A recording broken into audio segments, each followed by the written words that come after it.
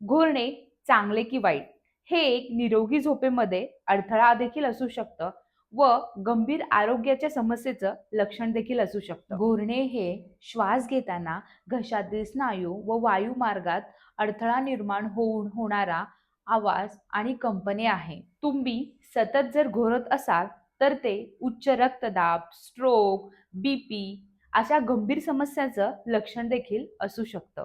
हे sleep apnea या आजाराचे संकेत देखील असू शकते. यामध्ये शरीरातील ऑक्सिजनची पातळी कमी होत जाते.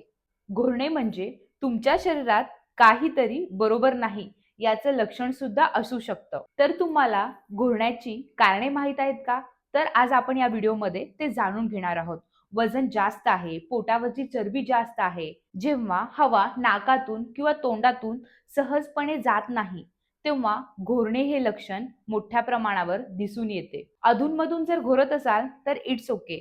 पण सतत जर घोरत असाल तर आरोग्यासंबंधी काही समस्या तुम्हाला निर्माण होऊ शकतात.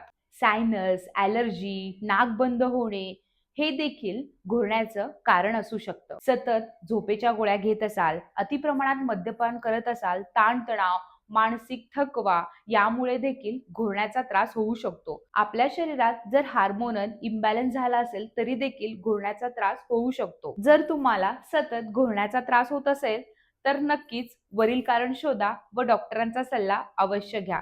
धन्यवाद.